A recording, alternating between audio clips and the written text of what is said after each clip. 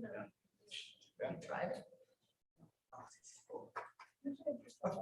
my gosh.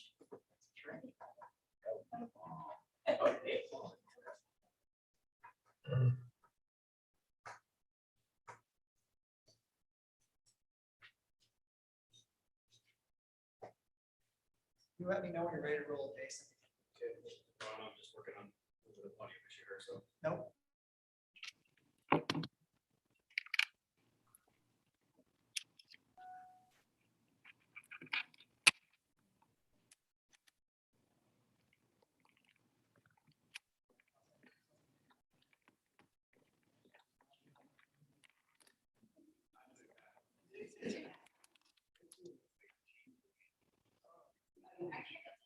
One side, it's popping in. They spray on the ground now. Yeah, so you could come in like to the old sign right there. That says, hey. I think the traffic wasn't good. I was just So it's easy. Right, so yeah, you're fine.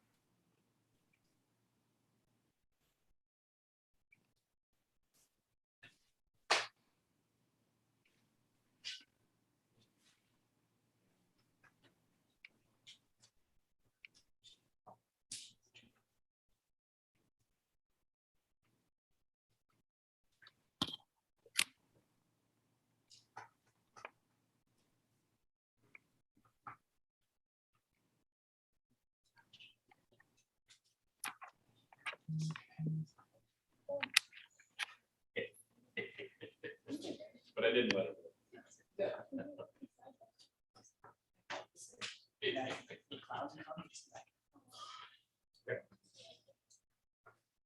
You good? Yeah. All right, I'm gonna go ahead and call this meeting to order. Roll call. Tyler? Here. Jeff? Yes. Jeff? Yes. Oh, no, this way. He made a. Try again, Jeff. Yes. We got a definite thumbs up. I'm gonna do my John, Here. Deb? Here. Andrew? Here. All present. As we all know, we lost an beloved staff member a few weeks ago. Sonia Lorson passed away, so I asked we take a brief moment of silence here in her honor.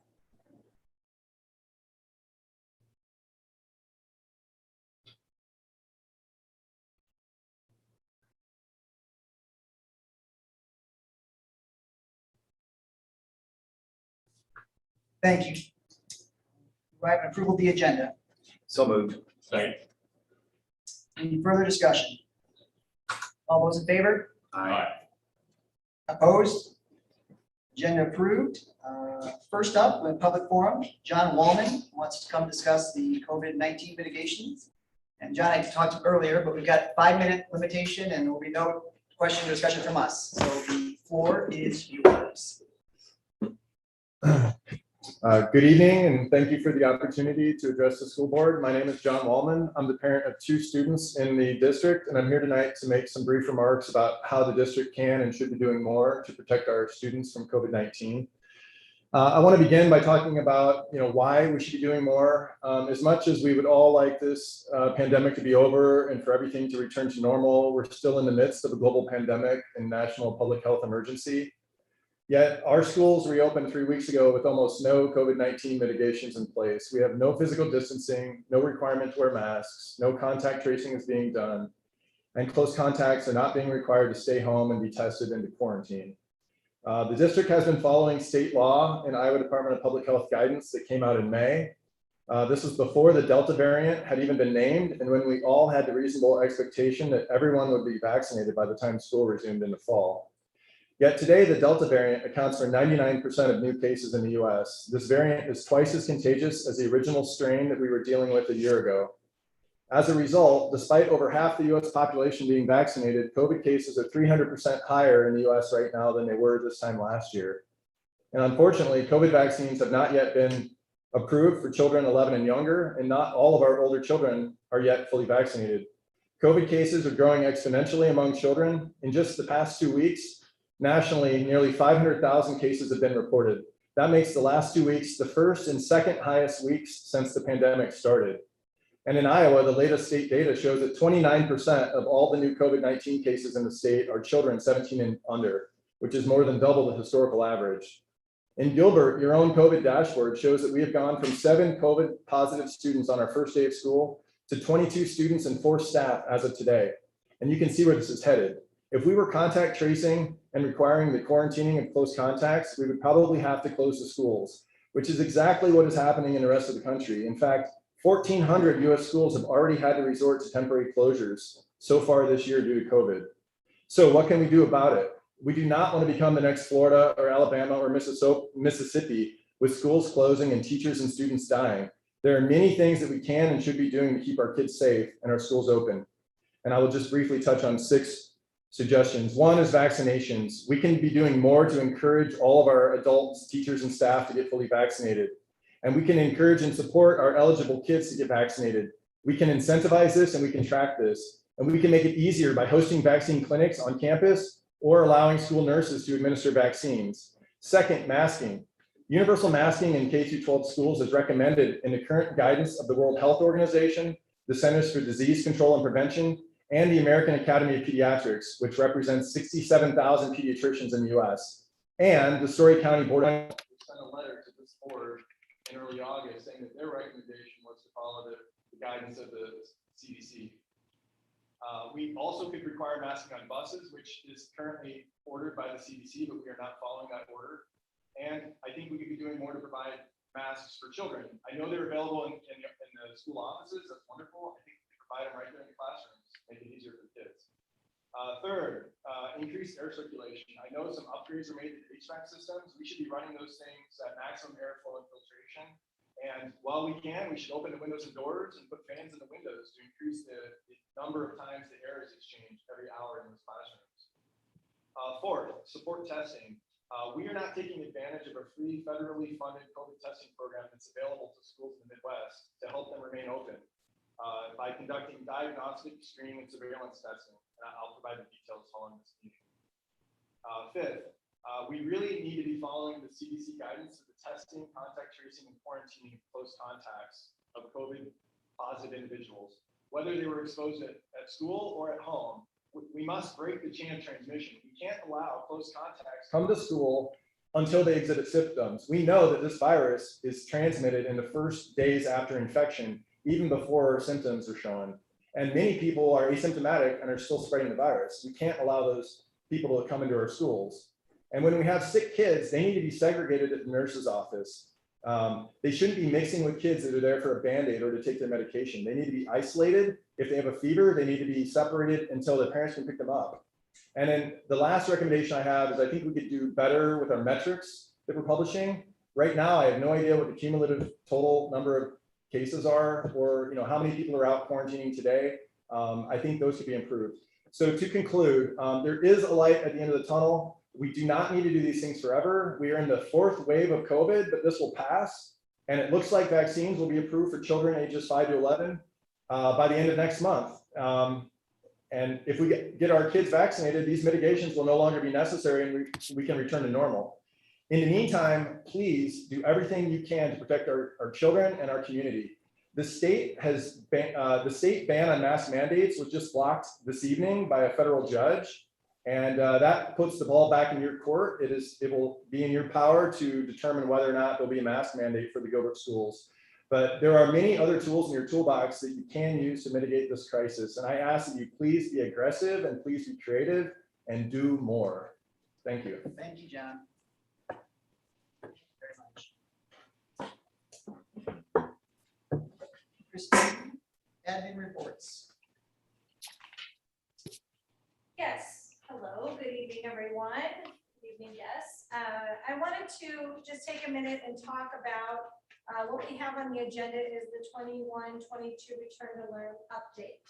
And really what that entails is that where are we on our mitigation strategies? This was, and just so we're aware, this was planned to speak to you this evening of where we are on mitigation strategies prior to the new law or change that has come down about 3:45 this afternoon about the federal judge and mask mandate. So I'll kind of set that aside for now, and I'll bring that up towards the end.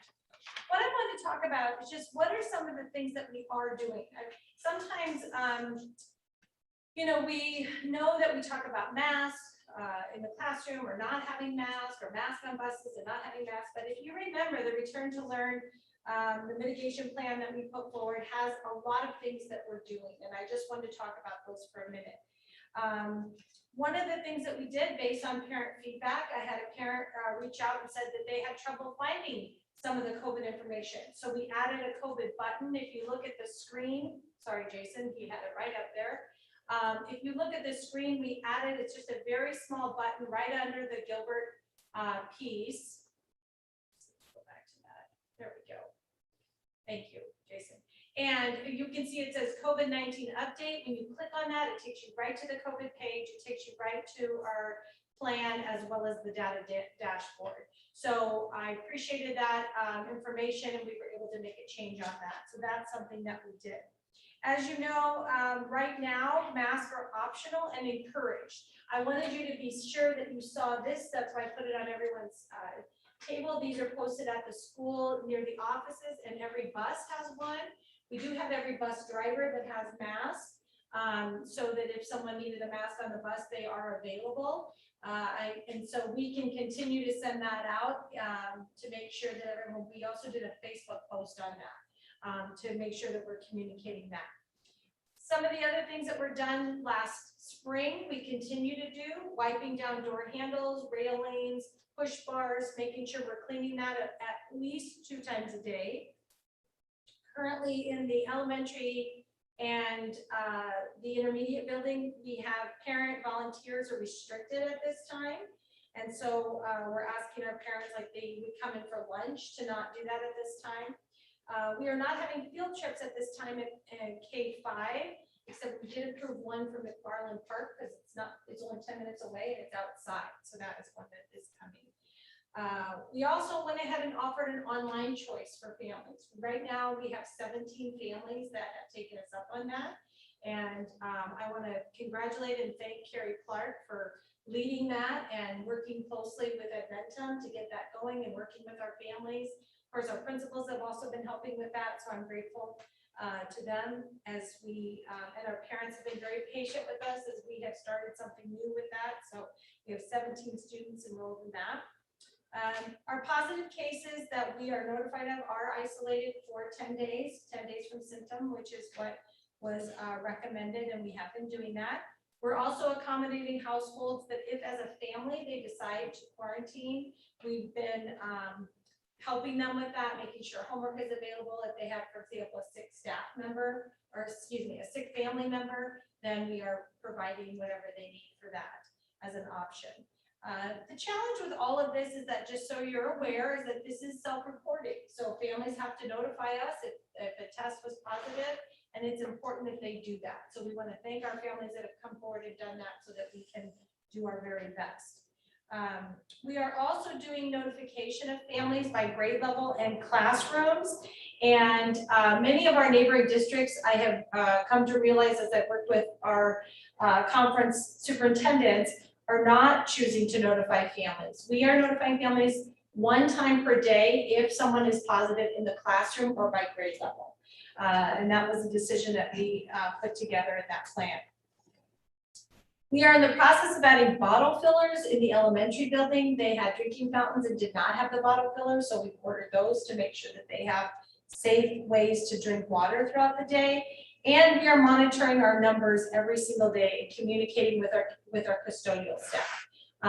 You know, that COVID dashboard, we're taking a look at that and we're saying where are our numbers, what does that look like as far as a classroom. Ashley's been a part of our team. We can communicate almost daily, I would say multiple times a day, to say what does that look like as far as a grade level. And then I'll work with Dan, Wright, and the custodial staff to be sure that we are spraying the classroom, wiping down the classroom, doing everything that we can to help making sure that we are having that classroom as clean as possible so when students return the next day.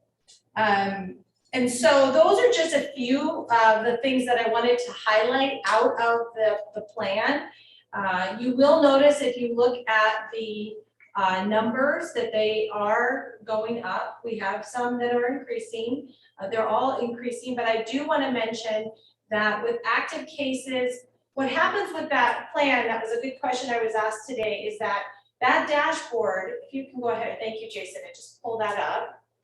Those are current cases. So if someone comes back, for example, we have one student that I know of that's coming back tomorrow, their number will come off of that chart. And so we have the chart that tells us exactly the number of total cases that we've had. So currently, active cases, we have, it's 1.2%. Do I have that? Yep. Right, Ashley, let me make sure I'm Yep. saying the right number there. For student cases is 1.23%. Yes, 1.23% of active cases of our students district-wide, just so you have that understanding.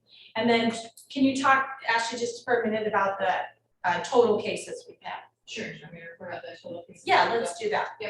So as a district, we've had 34 student cases so far. That's including our current active cases, and 4 staff cases.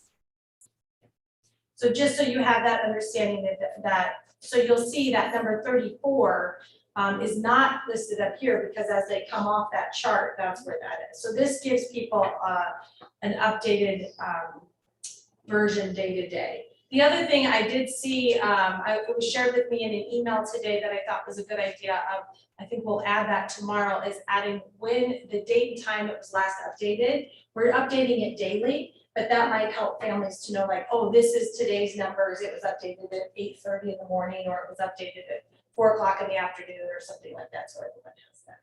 And just to be clear, those are not new cases every day. Those are the active, so for that 10 days, just so everyone. Similar to how we tracked it last year. I think it's kind of similar. Yeah. Have you considered showing what the previous day was, or like, this is nice to see the current, I understand, but sometimes it's seeing the change or the trend that is the news, right? Like, yesterday there was 11, today, is there less or more? You know what I mean? Yeah, we can take a Is it look at something- that. yeah. Sure. We can Maybe take just a day or two, not Sure. trying to. Sure. No, we can take a look at that. And then the last piece I wanted to just share about that is that sort of related to this whole plan is we've had a couple things happen here in the last couple days. But first of all, we had President Biden came out with information about possibly requiring vaccinations, possibly requiring people to say whether they've been vaccinated. Also talked about OSHA being involved and what that looks like. I wanted you all to know that I have reached out to our legal counsel, and the question that I asked them those 3 questions. Would we require employees to be vaccinated? Would we require them to notify us of their status? And then where does that OSHA piece fall for school districts like the Gilbert School District? And the answer I received back was that all of that hinges on the OSHA component, which is the school districts across the country would fall under the OSHA ruling that comes out. So they expect to have guidance for us in the next couple of weeks. I don't know what that's going to look like. Once we get that guidance from OSHA, I'm sure that our district lawyer will advise us on what we should or could do or not do, and we'll have that discussion at that time. But just so everyone's aware, I did look into that, and right now I don't have any added information as it relates to that piece. Just a quick follow-up. I know you had it early on in your discussion, but for those that aren't aware, that House File 847, the federal judge today ruled, again, schools can mandate masks at this time. That's what was ruled today for a temporary injunction. So again, that just came about literally an hour or so ago. We will not be voting on that tonight. We just found this out very quickly, so we can discuss it tonight, but we will not be voting on it tonight. Yes, we're aware of it, so. And the reason we can't, as a board, you can't vote on that tonight is because it has to be put on the agenda ahead of time. And that's why you guys can't just decide tonight. We have to put that on as an agenda item. You can discuss it, but you just can't take action. There are certain situations where we can require an emergency meeting with less than 24 hours notice, but this was 2 hours or so. Really, Correct. so not enough really for us. to- 3:45. Yeah, not, Quick. Any questions or anything? Yes, sir. Yeah, so, appreciate all those updates. For the 34 students cumulative, Ashley, and I saw it was the breakout just for the current ones, but do you have that by building? Yes. Tell you by building. Yeah. Pull that up too, Jason. I think it should be on there. Elementary 9. Intermediate 17. Yeah. Middle school 7. High school 1. One is just, yeah, right now. Yep. Good, thanks. Yep. And then, I know last year for some of the mitigation, you did have increased ventilation. Is that continued, or can you just speak to that? Yep, everything that we had last year, when we redid the HVAC system according to the CDC guidelines, and then the filter is being changed out twice as often as before. There's different systems in, some buildings have different systems within the building with each addition. So those filtration systems are changed. Increased Yeah, air. increased air air intake turnover. is in all Yeah. of them, but then the filter, instead of saying like twice a month or something, that doesn't speak to every system, but Yeah. twice as often as before. I know last year we had the doors open too. Are we still doing that? Some of the classrooms as well? You know? Yeah, most people have their doors open.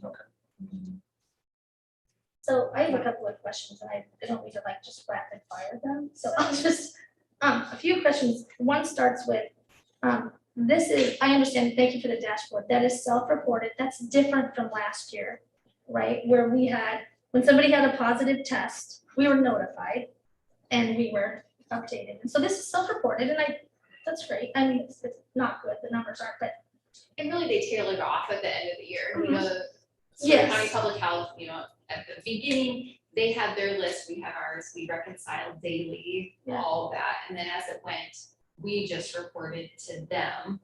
And, but there was a difference at that time. So do we have an idea of what our overall absenteeism is right now for people just out? Not necessarily because of COVID, and obviously not because they had a plan. Like, we do keep track of these statistics. You Yeah. need to for the Department of Health, but. Well, two things. One is, yes, we have, I can get those numbers for you for absenteeism, just in general. Yeah. We do keep track if they're out due to reasons for COVID, so it is coded differently in our system, so we're able to know that.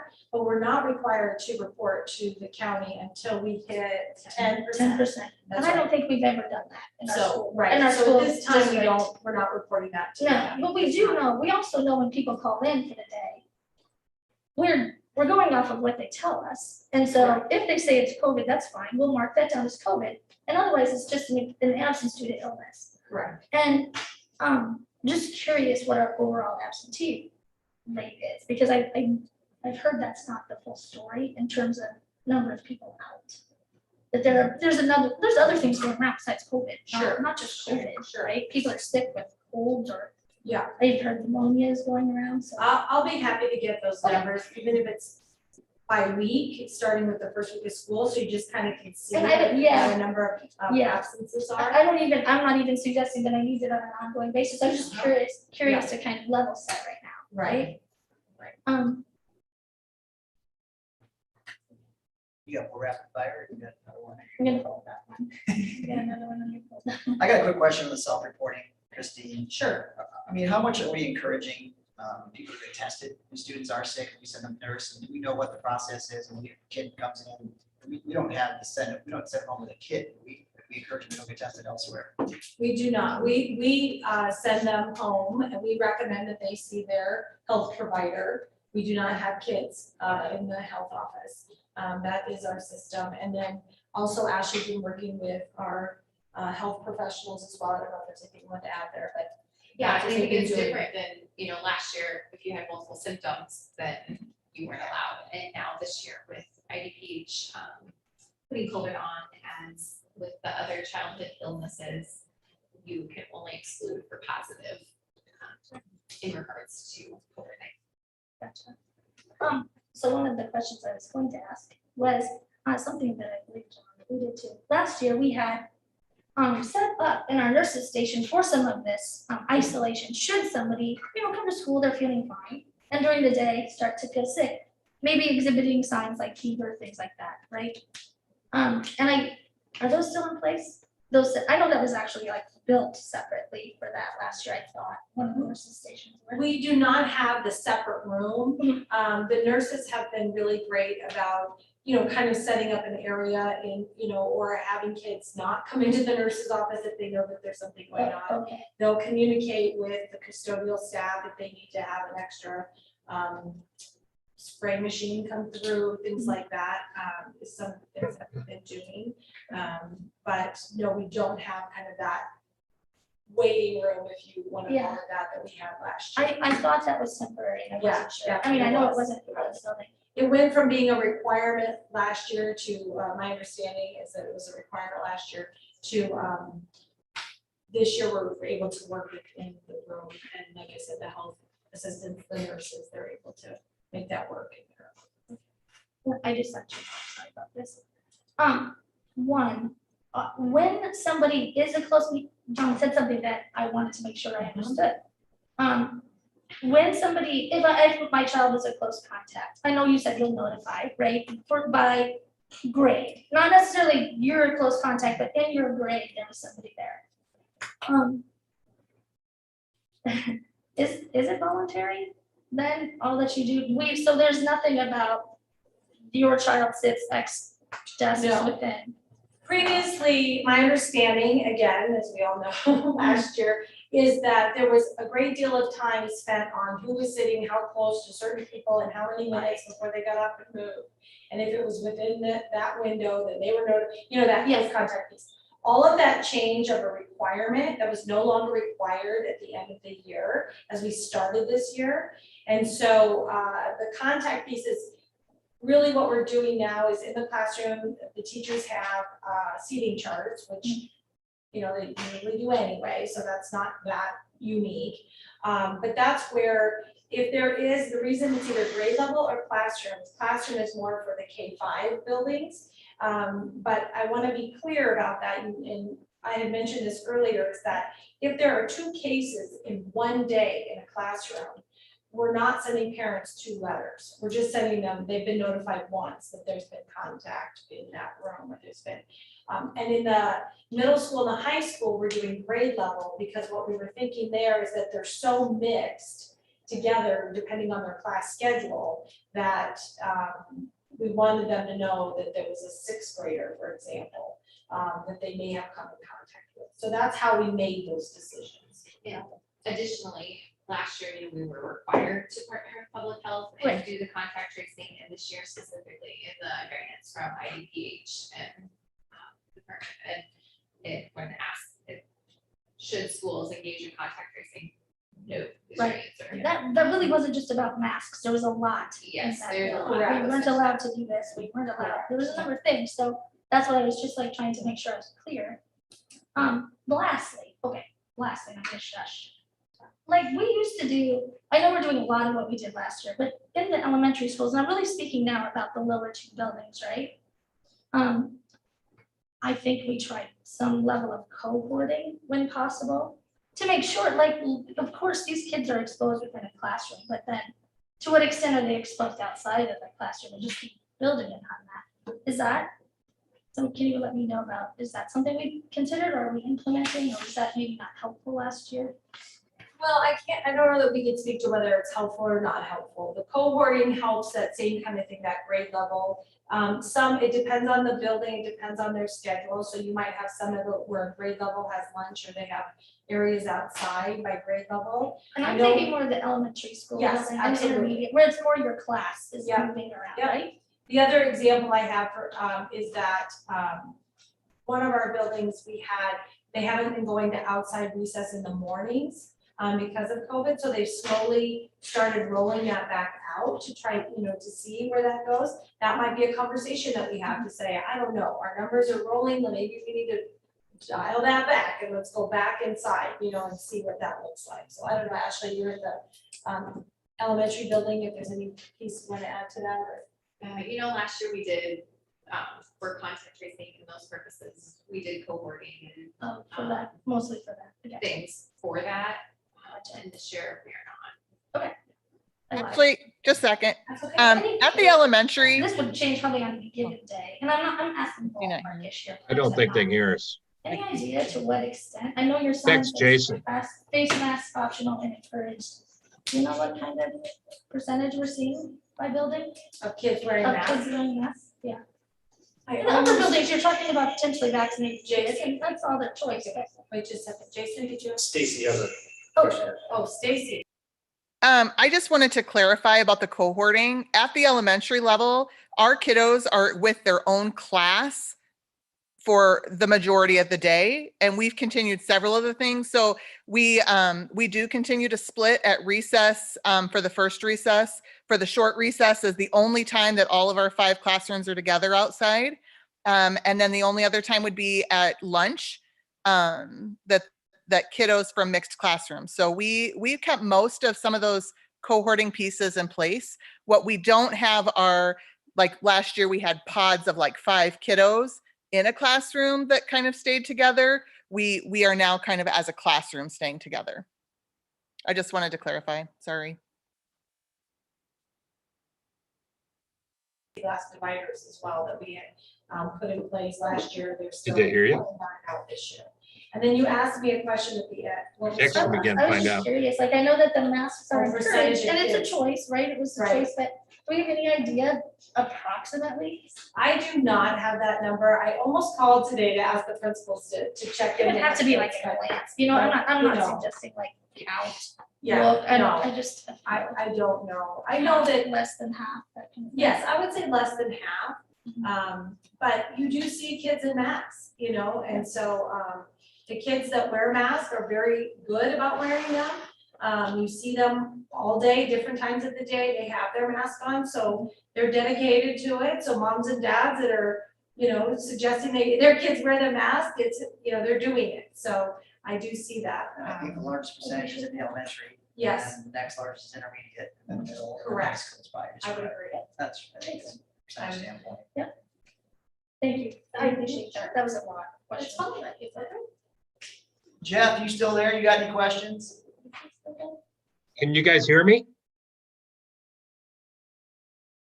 Can you hear me? See, I don't think they can hear me. Go ahead, we can hear you. Can you hear me now? Stacy, you can hear me, can't you?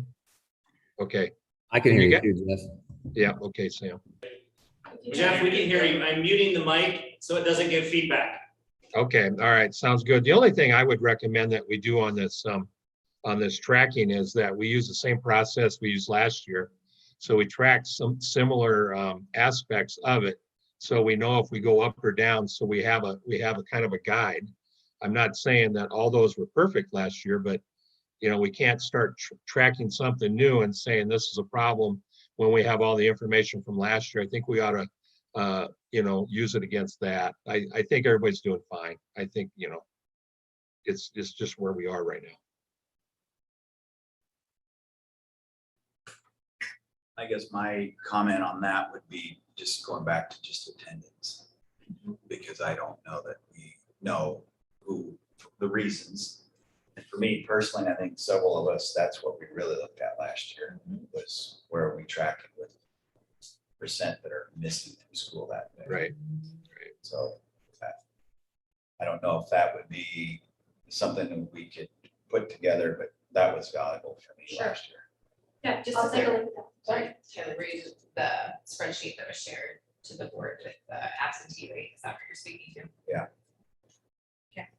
sure. Well, we'll get that I think even on the public, every day it was it was by COVID and by total absentee, right? Yeah. I'm just saying, I realize because it's voluntary, we don't really know COVID. And there are a lot of other things going on, non-COVID, Right. as we're finally together and other things, but total absentee would be valuable. For illness, right? I mean, there's kids who call in because they're going on Sure. vacation or they're doing that or whatever. I Sure. don't think you want But to it- muddy anything. Be like for that. sure consistent. That You got you got the whole population Yeah. captured and who's going. Yep, we can do that. Jason? I have Karen. Jason, can you guys hear me? Yes, we can hear you. Oh, okay, sorry. I just wanted to clarify, do you guys, because we did have on the dashboard last year, are we, the percentage of students that were gone, Rob, with just illness, and then the percentage of students that were gone due to COVID. Now, and then we did I guess we did the quarantine and as well. We wouldn't do quarantine anymore because we don't quarantine anybody. But do you want that? Are you looking at that on that spreadsheet that we shared with you guys, or are you looking to add that to the dashboard? That with you, I don't think, did you share it with the last year? I We don't think share you with the did. public, we share. Oh, you did? Total absenteeism was shared with the public. Okay, COVID I didn't numbers. know, I haven't seen it, so yeah, we can put it Yeah. out. Sure. And I'd say don't make it complex No. because the reporting is different. Right. You can't do the COVID, just do the total. Because with quarantine kid, I mean, just Yep. looking, because I was looking at some historical data Yep. from last year to this year, just comparing kind of where we were and things like that. This point, we had 100 kids that were quarantined, so Right, there was. And we're just talking about comparing absenteeism, so that's. Yeah, what- so that's something gonna we all have impact to that. check. Yeah, Yeah, sure, right, like, so our absenteeism last year is gonna be way higher. Right. Than Because it took into consideration quarantine. quarantine, Yeah. yeah.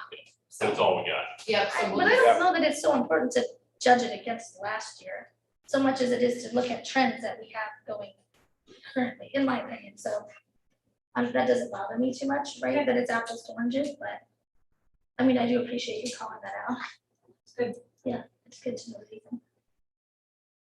Okay, we'll get that done. We'll Any let other you know when it's thoughts? live. Johnny, thoughts from you? You're a quiet I know I'm a lot like that.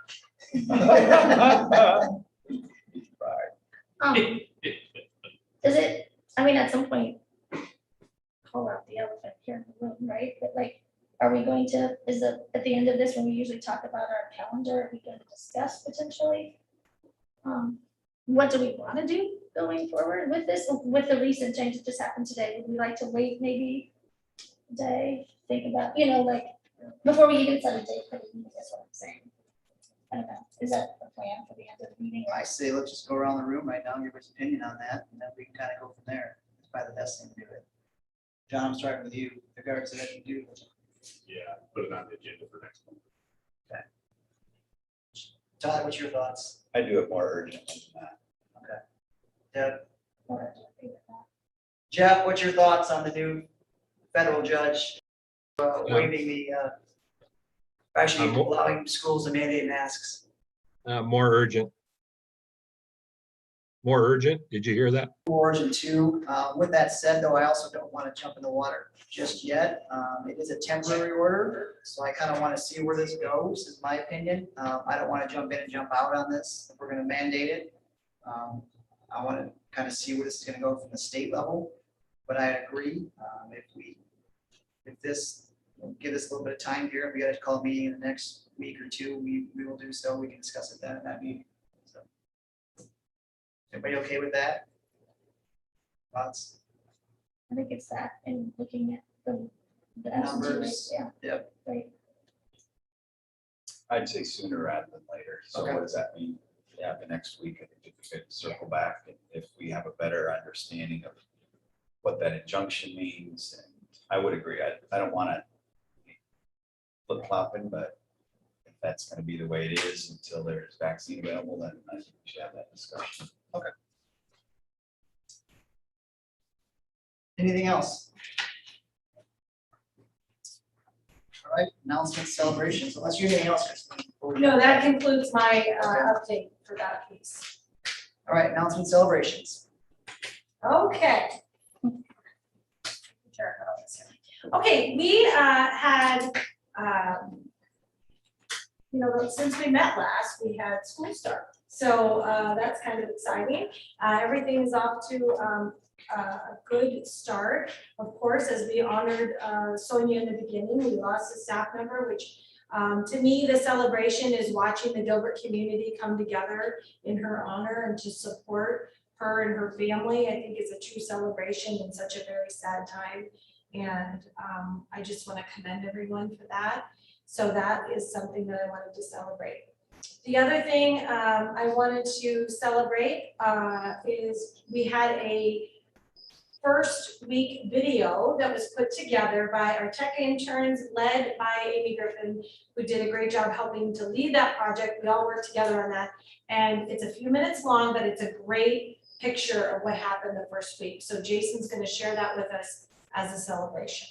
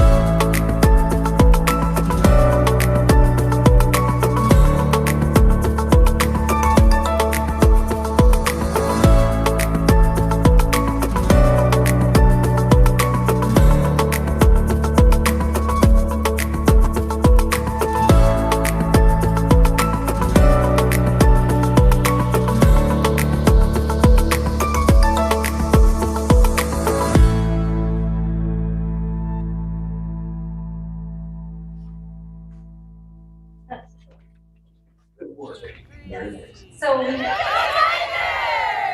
shared that on our Facebook post as well as sending it out to staff. So you can see the team effort there. So that was great. Just a couple of other. Hold on a second.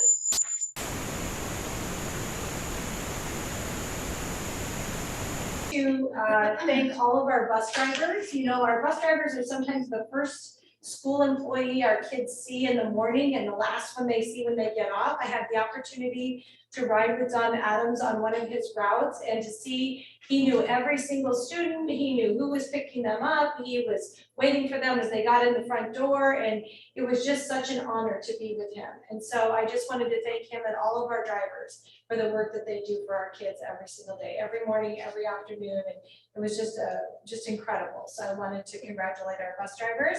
Also, congratulations to Jen Schnormeyer was awarded at the Friday night game. There's her picture up there. Our 2021, the Extra Yard award, that she is someone who always goes above and beyond for our students and our teachers. And this is a wonderful award that she was given on Friday, which she did not know about and was not happy with us because of that, but she deserves it. So she is one that is one of those strong silent heroes that helps everyone. So we're grateful to her. Congratulations to her. The last thing I wanted to share is a celebration. I wanted everyone to be aware that on Wednesday, the Gilbert High School is hosting a mental health and wellness day for our students. Mr. Vanderpool and his team have put this together.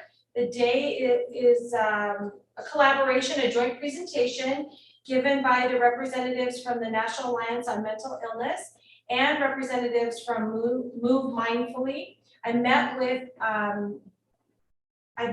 actually both of these groups, and I'm really excited that they jumped right in to try to help. And Vic took it and said, we've got this, and they're doing a great job having it all planned. So they're gonna have presentations focusing on mental health awareness, suicide prevention, and the importance of developing coping strategies when they're feeling stressed about things. And then after the presentations, the students will have an opportunity to be engaged in a variety of self-selected activities that can be used during time of stress.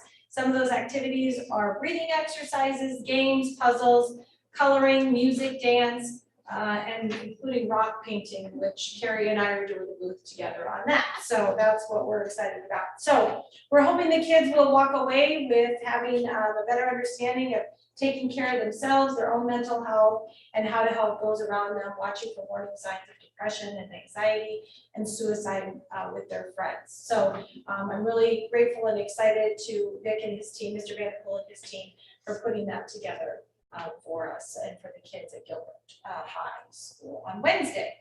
And that, Christine, just Yes. one thing to add to that. yes, So kudos, thank you for setting that up. But I also believe, just as a reminder during this time, I think that there on the 16th, there's another opportunity that I believe Susan Munson Owen was correct. presenting, and I think there's emails going around that I think is that mindful?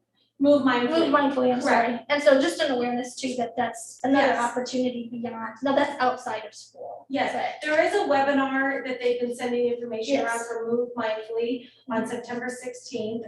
We are coming up on the anniversary of the death of one of our student, Henry. And so his mother, Susan Owen, put this together on the 16th, the Move Mindfully webinar. I myself have signed up for it, so I know people can sign up for it. I'm sure if you reach out to Susan Owen, she can get you that information, but I look forward to participating in that and learning strategies as well. So yeah, thank I you just for wanted bringing other that up. people to know that was also available. Absolutely, absolutely. Looks like And Mr. Vanderpool, I see has his hand up. Mr. Vanderpool?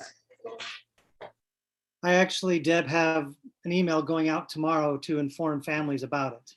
So can everyone hear me? Oops, start again. Okay, start again, please. I actually have an email that was planned on going out to parents tomorrow to let them know about the details and how they can attend the webinar if they want. I was waiting to send that out till tomorrow. So parents will have the information if they want to participate. Well, I appreciate putting all that together, and to your team for that great celebration. We look forward to spending time with the kids and learning some new strategies. So those are my celebrations. Anything else from the board for announcements or celebrations? All right, on to board reports. The 2021 school board election will be held November 2nd. We will have two board chairs open, John and Deb. Note that September 16th, which is 3 days away, all the candidates need to have their filing into the office by 5 PM. Am I missing anything there? I don't think so. We have currently 5 5 that have candidates, taken out papers. okay, We have 2 that have returned them. okay, They have until 5 PM Thursday night. And then the process is after that, the next following day, I will take it to the county. perfect, awesome. Next item, we have the 76th IASB Annual Convention on November 17th and 18th down in Des Moines. So I believe we are all signed up for that. Gail, is that correct? Yes, so basically I will sign everybody up unless you notify me that you will not be able to attend. And it is in person at this time. And I put the last day to cancel is the 14th, so in case I enroll you to register you, we have until the 14th to Of which one? Of November? of the, yes. So, and so far, Tyler, you did change your mind. I did, I flip-flopped twice. And He's got no more time to do it. so I have Jeff Knott attending, and Deb will be the delegate. And then, so I will register everybody. Then I'll be out. I'll be out. Okay. I'll be unemployed almost. Well, and so, I mean, it does bring up a question though. I know when is the, when will the results be certified? The 16th. But you'll have unofficial votes. I am not running again, and so, I mean, that is in the, I don't think we. I can be the delegate, but I I can, can, yeah. So did you one of change us your will mind do on it. that yet? Yes. So did I hear Andrew's going? I'll go. Or, Okay. yep, Yeah, mark me I think down. that's best to Okay. know, that now that I thought, I mean, we're thinking about moving the meeting and stuff too, so. Yep. It will be official. One of the things that, Jill, I don't know if you want to talk about that, about we're not able to move the meeting as we originally thought. Do you want to talk about that, Gail? So Iowa statute law is that the board has to have their annual organizational meeting, the first regularly scheduled meeting after the campus. So for some reason, they are not going to canvass Gilbert School until the 16th. And so our regular schedule that we approved in July is the 15th. That didn't catch. So the next regular schedule is December. All right. And, you know, when we set the schedule, I thought for sure it was November 2nd. Right. Yeah, Past that, that's a we would be long good time to to go. certify. Yeah, But we're not in the tier of canvassing until.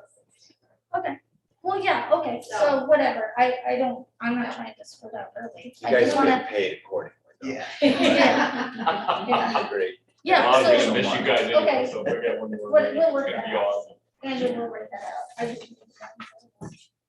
As long as it's cool. You got to the 14th, like Tyler changed mine 3 times. We can figure this out. Alright. All right, next, on to new business. Construction update from Adam and Sam, who I believe both are on. Everyone. Hopefully you guys can hear us. Hello? Yes. Yeah. Yes, we can hear you. All right, great. So the Gilbert seating athletic field action plan was included in the packet. We came up with this action plan after meeting with Adam Toms, who's a horticulture professor at Iowa State. So on his direction, this is the plan that he laid out. We have currently made it through all items above, I'll say 3 from the bottom from this fall, which is JM to apply starter fertilizer 18-24-12 on or around September 20th. So we have currently done deep tine aeration on the fields, applied a first round of fertilizer, and then also overseeded all locations. Like I said, the next step in the process is September 20th, applying a starter fertilizer as the second round of fertilization this fall. Brent continues to mow 2 times a week at the suggested height. That was also delegated to us by Adam from Iowa State. We also had a soil test done on the fields, and it did tell us that they needed a different type of fertilizer, which is what we're applying on the 20th of September. Currently, we're on track. Like I said, the next step will be fertilizer on September 20th. Does anybody have questions? Tyler, have you seen it? You walked by there, how's it looking? Yeah. Got it. So Christine and I have been at a couple of those meetings, and I think it's good we brought in somebody from Iowa State. Because our question was, is this really gonna work? Is this really gonna improve? And he's very confident, but we had to do the deep tine aeration and all the steps Adam just went through. If we follow the instructions, he tells us we're gonna have a nice carpet of grass. And so we don't have to start over. And so I'm encouraged, appreciate all the work that's been done, just to give it some attention. I appreciate all the work that everyone's come together on to move us forward. I feel really good about that. I want to thank Tyler for being an important part of that committee. Adam, I just had a question around, I just want to make sure everyone's, one of the things we keep hearing about, and I know some of our group emails as a team, not the board, but this team, around the irrigation issues that continue to pop up. Are you a part of that and helping us through that? And what is that been added into this, or where are we on that, Adam? I know I've heard some from Brent, but I just want to make sure your team's involved in that as well. Yes, so they came out and fixed the one wire splice that needed to be fixed and got the decoder back online and replaced, and the irrigation system should be up and running as it should be. I know when Brent found the wire splice issue, he also found one other spot where mice had just chewed through the wires. So not necessarily an installation issue, but I'll say an act of God with mice that like to chew on wires. I think Iowa Irrigation was out and did, I'll say, some repair work, but then also just some changes that Brent wanted with the system. So that was done right before we seeded. So those changes have been implemented. And at this point, the irrigation system is up and running as it should be.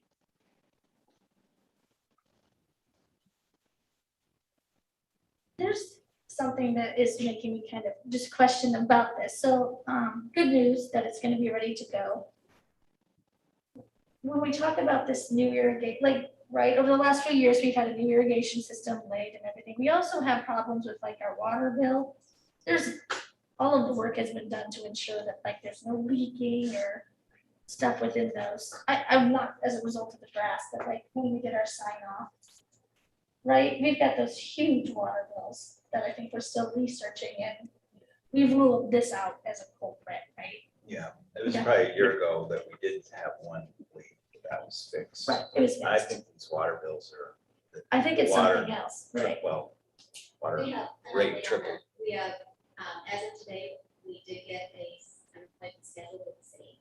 Okay. So it's Thursday at 11:30. So we will be meeting and working with the city on reviewing what our findings are. And to hopefully we can come up with a solution.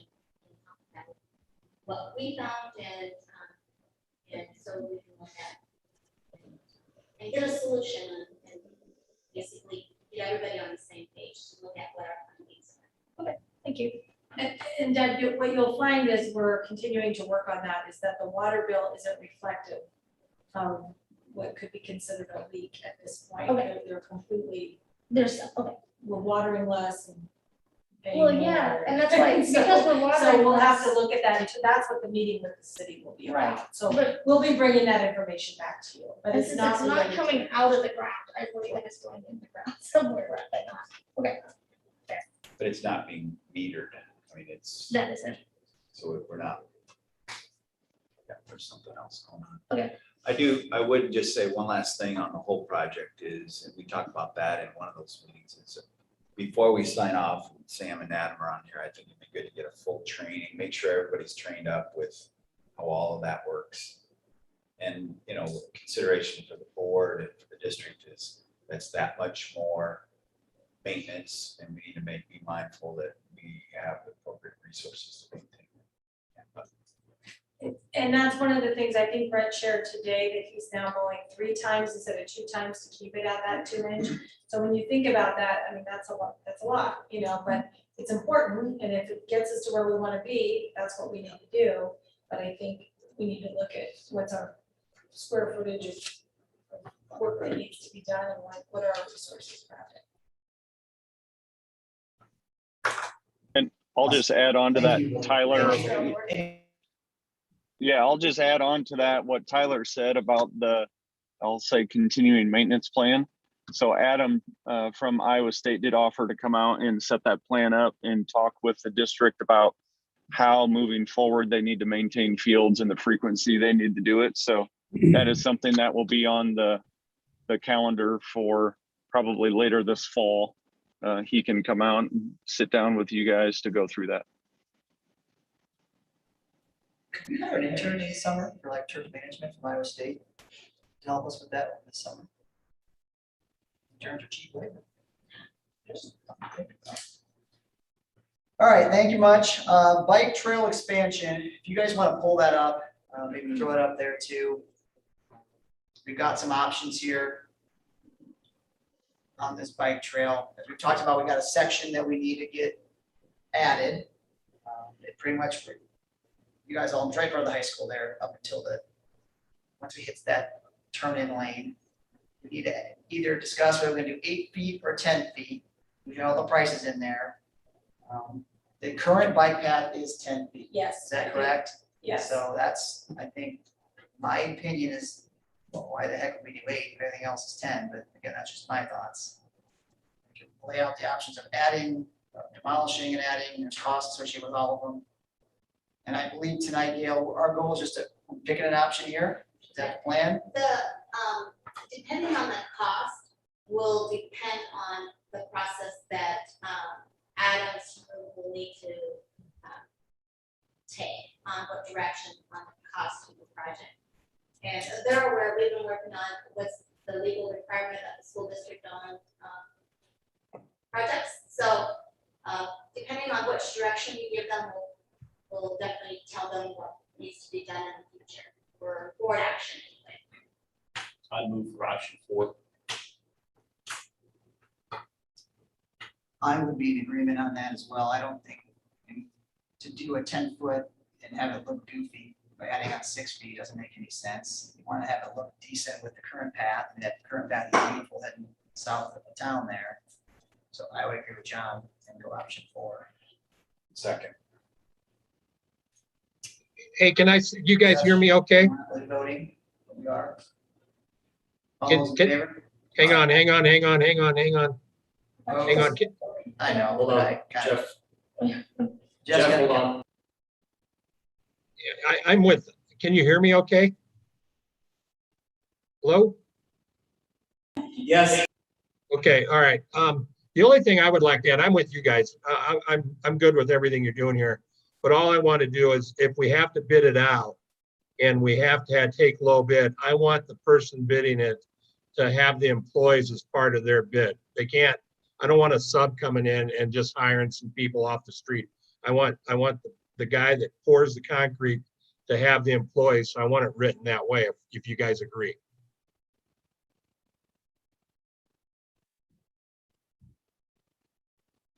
Our admin needs to know that, so they're Story the ones construction. putting the bid documents together, Okay. so. Adam, aware of that?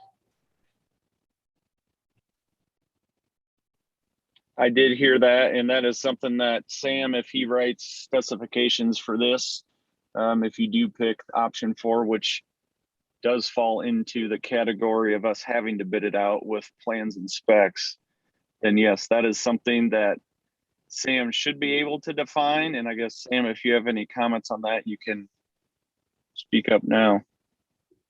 I didn't catch all of that. Jeff, could you repeat particularly what you have in mind? I apologize. Yeah, Sam, I just want the guys that are gonna do the work to own the employees. I don't want somebody to come in and sub a I third see. party to come in and do this, because then they leave and then there's nobody there that's gotta be responsible. I want whoever's gonna do this to own this project for as long as we have it. Gotcha. No, I understand that. Yeah, I think there are ways to word that in terms of the general contractor that we can assign and, or at least bid out to. Yeah, we can work through that, I think. Okay, thank you.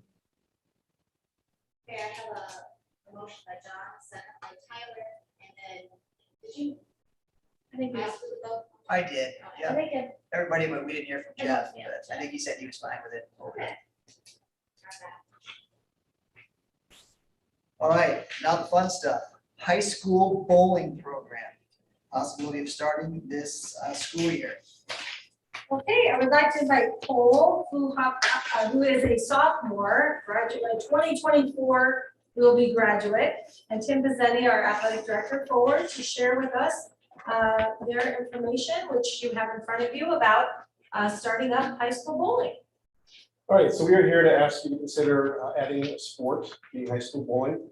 At this time, I would guess it's probably one team on the boys team or girls team.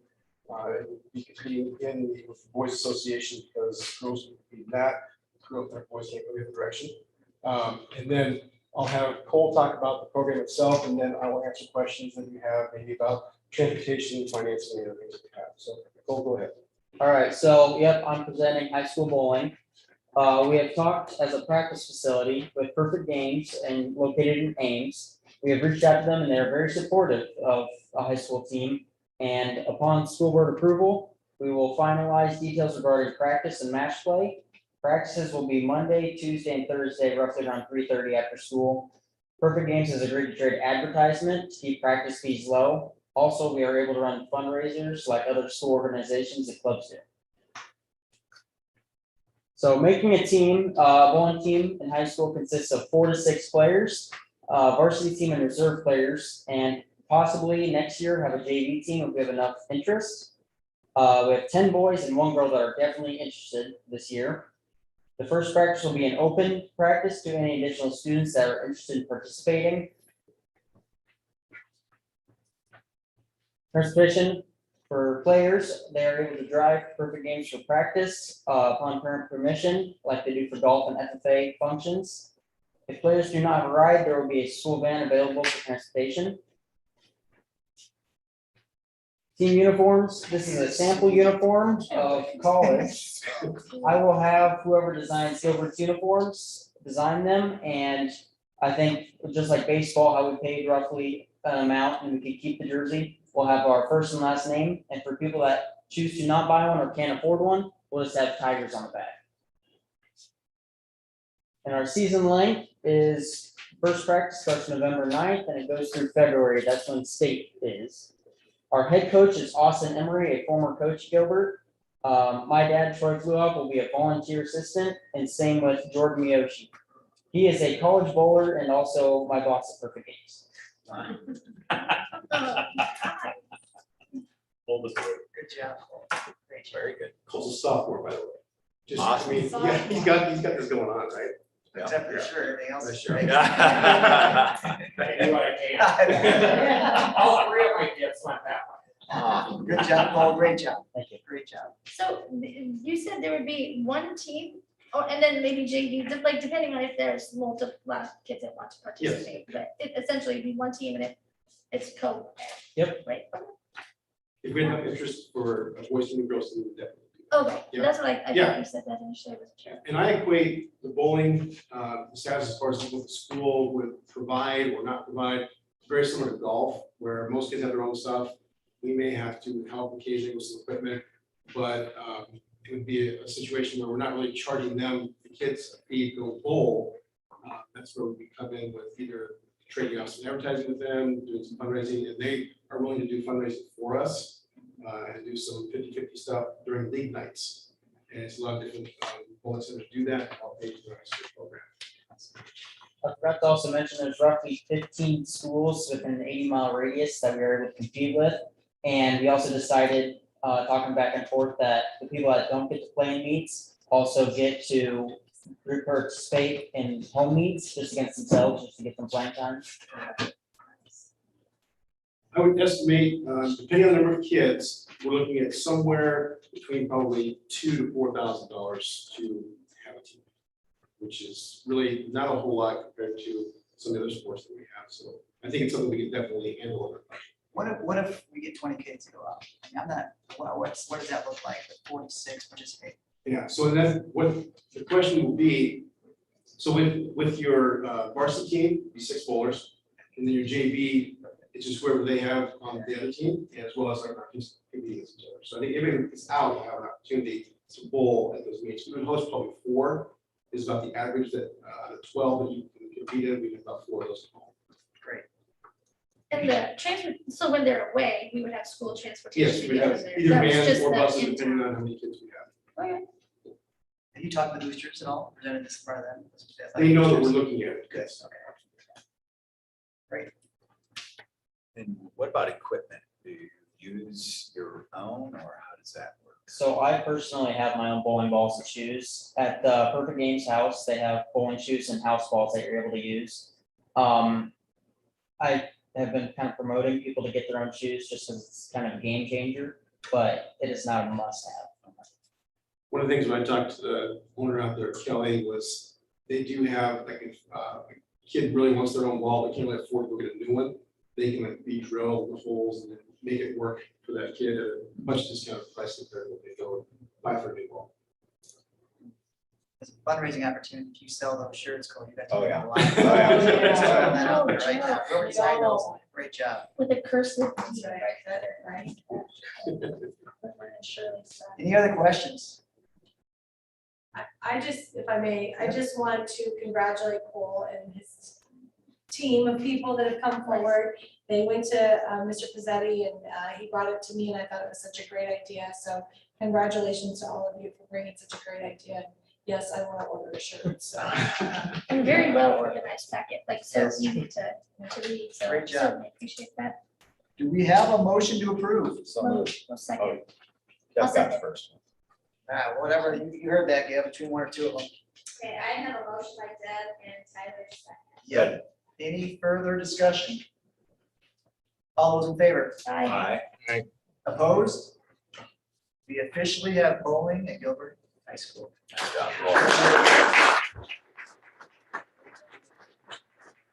Thank you very much. Thank you. Thank you. Great job. That was fun. I enjoyed That it. was Yeah. I Yes. We are skipping 7.03, consider approval of core diploma. Oh, okay. 7, I don't know where you're at, Deb, but I'm on 7.03. You should be on 603. So we are skipping that one. So we are just, we're gonna wait till next week. Next month. Yep. The next item we have is the first reading of some new board policies. Gotcha. Christine wanted to hit on those real quick. I will. What you have in front of you are a number of policies that are exactly the same as they were previously. So there's been no changes, no notable differences. We just made sure that they're aligned with what we had previously. So with that, I would recommend that the board consider approving them as they are stated and listed. First reading, first reading. First reading. First reading, we're not- Have 2 weeks. Correct. So we'll go and we'll bring them back next board meeting. John had a motion. Yeah. You don't need one. We don't even. Oh, we don't, This this is is first first reading. reading. Yeah, right. Thank you. Moving off to my own day. Thank you. Any questions at all on the first reading? Again, there's no changes, so we'll bring them back to next board meeting for approval. Gail, financial report.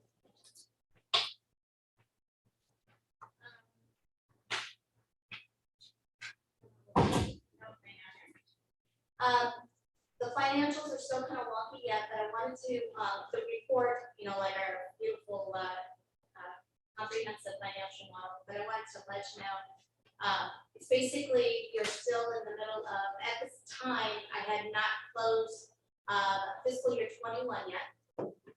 But so where we are at financially right now, all of the end of the year reports for fiscal year 21 have been completed. And the state reports have been filed. They're due September 15th. I filed them on Thursday. The certified annual report, CAR, the special ed supplement, the SES, and the transportation report are all done and finalized. So with that being said, I will come back with the final fiscal year 21 reports in our financial model to end the year in October. Okay, so that's for fiscal year 21. So fiscal year 22 that we're in, the reports that I stated is basically just look at the actual monthlies. The year-to-date budget information is not in here yet. And so I wanted to just follow through with kind of my timeline. So as we move forward and where we're at, the September 20th payroll needs to be completed. And then the last 2 weeks of September, I'll be working hard on the line item budget and have a goal to finalize the line item budget that goes into the financial comprehensive model here by September 30th. But with that being said, currently we are a test school for the comprehensive financial model. They're updating it to a new version. We are a test school. So I've sent them all our information, and they're hoping to have their test model ready to go the end of September, also or early October. And so still on the September-October deadline for that to get our actual comparison that we use as a guide. And then on October 22nd, I have an all-day training work session to dive into the fiscal year 22 information. And that's the financial piece. The week of November 8th is our annual district audit. And that again is going to be held electronically. This is the second year that they have not been to the district. So that is nice that they're not at our district, but there's a lot of, we scan everything to them. Invoices, checks, the detail of paper. So that's been taking a lot of time that we put into that. So it is nice at the time, but so we're working on that. That will be the week of November 8th. So you may get, I think, John, did you fill out the questionnaire for that? I did. Thank you. So we'll be moving forward on that, on the audit report the week of November 8th. And then I also included in the board packet is our estimated sales tax, and there was an increase for that for next year. So that will be nice. And other than that, the information in the packet, Deb does a really good job on her report that she gives you guys in her reports, but the nutrition is looking really good on where, compared to where we were a year ago at this time. And other than that, if you guys have any questions, I did address, and the other thing I had on here was our meeting on the water bill. I didn't have any concerns about any of the bills that are in the packet, unless anybody else did. I know the water bill is going to be, but we have that. So. Questions or concerns? October we'll dive into what our fiscal year 21 ended, where we were at with our goals. And then talk about our new goals on the new financial planning module.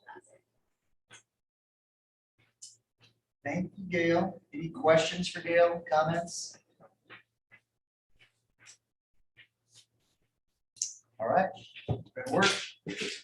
Moving ahead, the consent agenda. Anything need to be pulled, discussed? Move to approve. We have a second? Second. Any further discussion? All those in favor? Aye. Opposed? Consent agenda passes.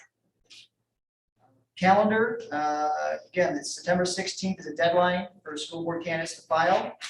Our next board meeting is October 11th, same time and place here. And then mentioned before, we got November 15th is our regularly scheduled board meeting, and then November 16th will be the election results. I know it's kind of goofy, but as Gail just explained, it is the way it is, so. Any other comments before we get a motion to adjourn? Adjourn. Second. All those in favor? Aye. Opposed? All right, meeting adjourned. So we do have a delay in that one. Sorry.